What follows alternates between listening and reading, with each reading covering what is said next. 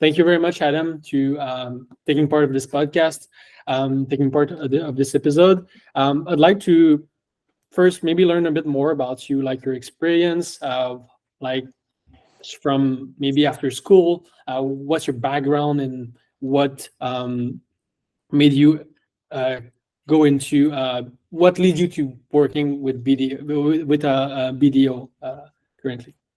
Yeah, sure. So I'm an engineer by trade. I studied here in Montreal at Concordia University. I spent most of my career in manufacturing and consulting, primarily in the aerospace and defense, as well as transportation sectors. So in aerospace and defense and manufacturing, I worked in both product and process design. So I've led engineering and R&D teams to basically design products based on new product introductions all the way to aftermarket modifications, and also on the process design. So basically design for manufacturing. So in addition to developing new products, also manufacturing processes associated to them, and as well as the certifications required for both the products and the processes that follow. I've also worked in management consulting, where I basically worked in corporate strategy and digital transformation for next generation manufacturing facilities. So primary focus is helping companies assess their current operations and their day-to-day, and helping implement strategic plans and roadmaps so that they can basically identify how best to digitally transform their business to either remain competitive in the market, gain new customers, branch out into new sectors, or grow their capabilities internally based on the workforce or the resources that they have. So kind of like further leveraging what they have to do more with less, with a digital focus. Over the past few years, I focused most of my career and my activities in digital engineering and smart manufacturing. So basically using technology platforms to augment typical engineering functions. So everything from full product lifecycle design to full sustainability from start, initial design to product retirement or decommissioning. Everything related to Industry 4.0 and next generation manufacturing. So looking at integrating new types of tools, how to integrate virtual and augmented reality, how to actually apply industrial Internet of Things, how to use big data on the back end to drive, ERP and MES platforms, how to introduce robotics, both on the back end office and on the shop floor, how to bring in drone surveillance, how to bring in predictive maintenance for tooling and equipment. A lot of different types of cool tools that you would typically see in sort of next generation manufacturing facilities on the shop floor and in the back end office. And currently I'm actually working for an EV manufacturing facility here in Montreal called ProEV. We're obviously focusing on the growing EV industry here in North America and specifically here in Canada and especially here in Quebec. I currently lead the applied engineering team, which looks at how to apply different types of digital technologies and next generation initiatives to help support manufacturing here in North America so that obviously we can remain competitive with the rest of the world. And obviously rapidly grow in a very, very growing market here in the EV sector. So, really interesting stuff. Really get to cool work with AI and robots on a day-to-day basis. Work with a lot of cross-functional different types of teams, collaborating with a lot of different departments. Everything related to sort of digital transformation in the manufacturing space. It's what I do. So it's been a really interesting journey, and future is really nothing but opportunities. Seems super interesting. And how did you went from being the head of engineering R&D, and what led you to go into digital transformation, Industry 4.0, smart manufacturing? Was it pure luck? Did you have previous touch with it? What led you to go there? Yeah, it's a combination of things. Obviously, aerospace is a huge sector here in Canada, especially here in Quebec. Works with a lot of different types of technologies, works with a lot of different types of suppliers, obviously has a huge global presence. It's one of the sort of creme de la creme in terms of manufacturing eliteness, in terms of quality and standards, and obviously there's a safety aspect involved. Seeing the amount or the opportunity that technology had, whether it was come from back-end support functions like how to leverage your ERP and supply chain and purchasing modules, and just basically how to interconnect that with the rest of manufacturing, combined with the natural, it sounds cliche at this point, but a very limited workforce in terms of skilled labor, very, very rapid growth and significant requirements to grow sort of capacity very quickly. It's very difficult to do that with existing resources. So you really see that on in a big sector like aerospace, with a lot of players involved.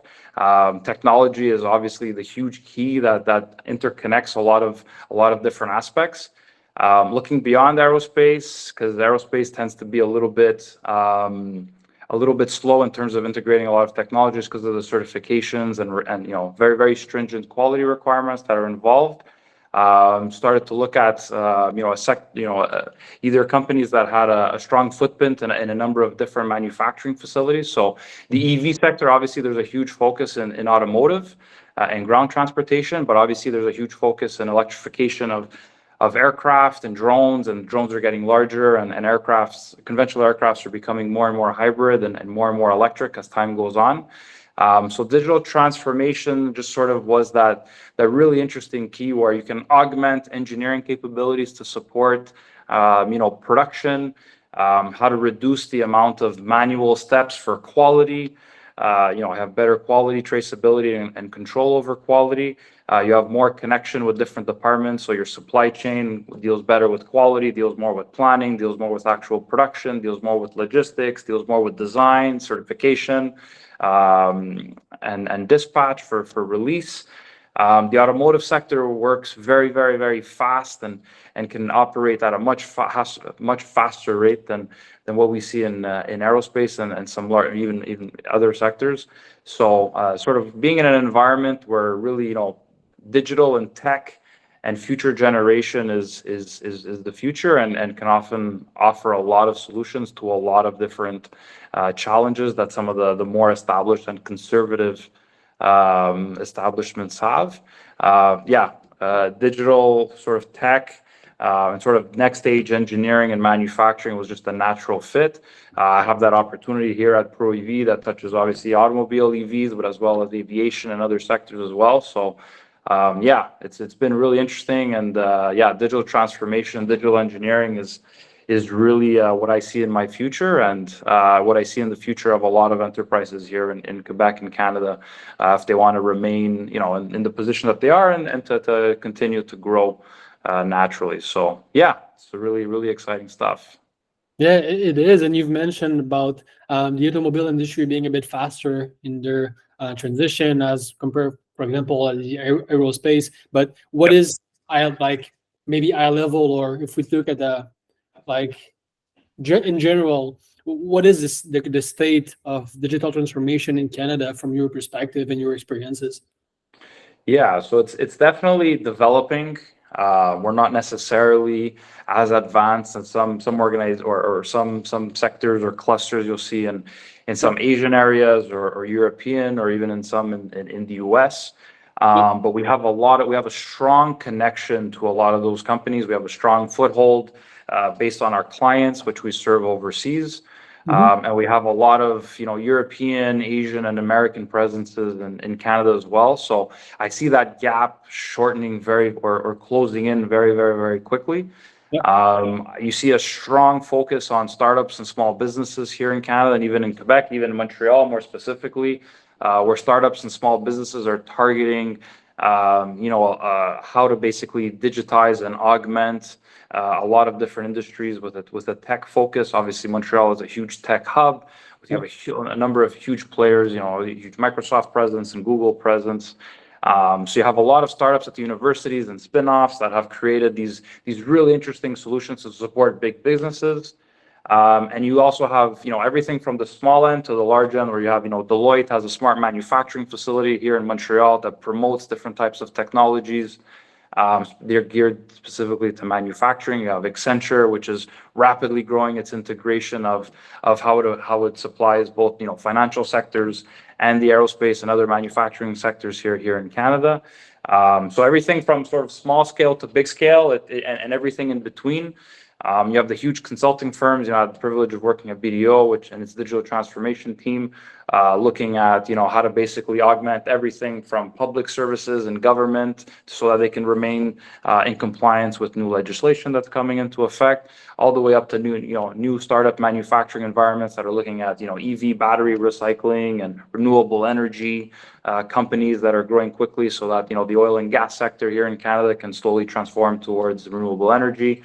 So it's really interesting how, although it's not necessarily as developed as some other parts of the world, Canada has a huge presence and a huge support from either its existing partners internationally, its existing clients, and companies, new companies, fresh out of universities, all the way up to the big consulting powerhouses from Big Four and the Big Three management consulting firms and the big tech consulting firms. So it's definitely nothing but opportunity. We have a lot of the right players in place. I think there's a lot of strong focus in the government as well. A lot of strong manufacturing initiatives set forward by our current both provincial and national governments. So yeah, definitely in its early development, but rapidly growing, and probably one of the most interesting sectors for anyone to be a part of. And unfortunately, a necessity for many companies to remain where they are and to continue growing at the pace that they want to. So it's really interesting all around. It's super interesting. Can you give us a bit some examples of digital transformation project you've been a part of, and also you've mentioned about startups and spin-offs of how can those smaller companies can have the attention of bigger groups so they can be used as new technology and helping them be more effective and digitized, do their digital transformation? Yeah, sure. So I've had the privilege of working on both sort of front end and back end transformation projects in manufacturing. So on the back end, we look at sort of administrative roles that a lot of people don't think of. So a very common one is sort of standard. Your big buzzword is RPA and robotic process automation, looking at how can you basically start having digital tools and leverage platforms to automatically perform certain administrative tasks. So anything as simple as placing a purchase order and that full traceability of identifying an item to purchase, placing a purchase order, going through the different financial steps to process payment, receiving that order, placing it back into inventory and whatnot. That's still a very manual process in most organizations. So basically, I worked on a number of different projects looking at automating a number of those tasks. So if I take purchasing as an example, because it's just an easy one, that's one more recent one, basically mapping out your whole process, your whole purchasing process, identifying the different players and different technologies involved, identifying all the steps and the parts that don't necessarily need a human intervention, and you can sort of automate, and basically programming some sort of platform, whatever platform you have internally, to basically manage most of that purchasing order from start to finish on the back end, and basically have a verification and a spot check from a human. So you can alleviate just about all the work for a lot of mundane purchases that many companies would place every day. Obviously, we would limit which ones, purchase amounts and specific things that were a bit more sensitive in nature. But you can basically automate most of your purchasing, and then eventually, accounting procedures done on that end. So basically, as someone that would be placing a purchase request, I would act as that business analyst and put those steps in process, and then work that through the different steps with the rest of the organization, basically map out that process and automate as much of that, and sort of use that as a template and promote that to other departments as well, so that you can start automating a lot of those back end functions that you wouldn't necessarily want someone to do day in, day out, especially since it's getting harder and harder to find buyers and clerical accountants and stuff like that. And you don't necessarily want people doing those mundane tasks. So you can automate a lot of your back end and you can reduce teams significantly, or with the small teams that you have, you can do a lot more and scale up much faster. On the front end, some of the more interesting ones were collaborative robot projects or cobot integration. We're looking at basically using robots to work in parallel with operators and technicians on the shop floor, so that basically high precision, high control requirements, or things that would require repetitive efforts. We're talking about drilling, painting, sanding, things that would require a human to basically do for long periods of time, where eventually quality would suffer. Ergonomics was a huge focus as well, where we don't necessarily want technicians doing something that doesn't necessarily need that artisanal touch. We basically looked at redesigning a simulated human, and then modeling how a robot could just come in, robotic arm. In this case, was a multiple or a connection of robotic arms would walk in and basically start alleviating a human operator to do a lot of those menial tasks, so that quality could be more consistent, and the human could basically do something a lot more interesting, and not necessarily sand or paint or drill all day. So basically working in hand. Obviously, automation is very difficult to completely implement across the board, especially if you're not working in the same types of products every day. So the collaborative robots are really interesting, where you can basically have one or two operators manage a dozen or more robots on the shop floor, and that they basically can act on their behalf. So you still have that human control element, you still have that safety element, you still have that level of adaptability where you can change when need be, if you have a new cell or a new program coming in, so you're not always making the same thing necessarily. So you really have that flexibility to sort of a hybrid automation. So that's a really cool project where we implemented the collaborative robots or cobots with human operators, so that they could basically virtually manage a whole section of a shop with just a few tablets and just a few people manning them throughout the day. So really cool stuff, and that's only the beginning of what that technology is going to bring us. Yeah, and that's super. For having seen a couple of shop floor which has automation in it, it's super impressive to see those robots in action on production line. And when you put that at scale, I think we've all seen the Tesla's mega gigafactories video, where you have the drone passing in and everything is kind of automated, but like at a smaller scale, it's also super impressive, and it can change business completely when you automate such redundant and I don't want to say non-value added, but more boring, repetitive tasks. Yeah, exactly. I don't know the exact percentage. Maybe you can help me with that. But I know that a high percentage, or even I think it's over 50% of digital transformation project don't reach the objectives. What does a good digital transformation project look like from your experience? That's a great question. I think it's a combination of having the right strategic vision and having the right team. So in my experience, a lot of digital transformation projects fall short just because there's a lack of understanding of either what you're actually trying to achieve, and the other aspect is really having the right people involved. So you'll typically have people that want either, they've come across a competitor, or they've seen at a trade show, or they see, through a contact of theirs, a really interesting type of technology, and they try to force it into their company, not necessarily realizing if their company needs that or not, or if now's the right time to identify that. So I think it all sort of starts, it's consultant in me, it all kind of starts with a strategic plan, a strategic vision. So having a very clear reason or problem that you're trying to solve, and then basically working backwards from there to see, okay, what would it take? Why are we doing this? Is this the right time to do that?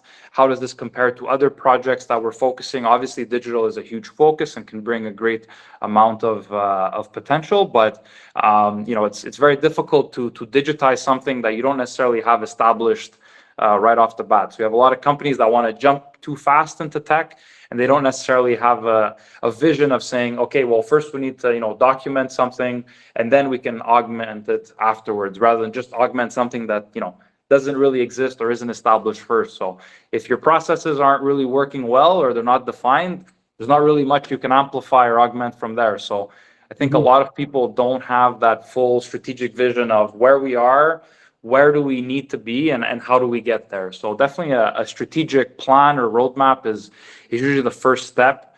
And then the next part is really having the right people involved. So the big challenge you have with digital transformation is probably lack of understanding. A lot of people hear a lot of different buzzwords. AI means something to one person, doesn't mean the same thing to someone else.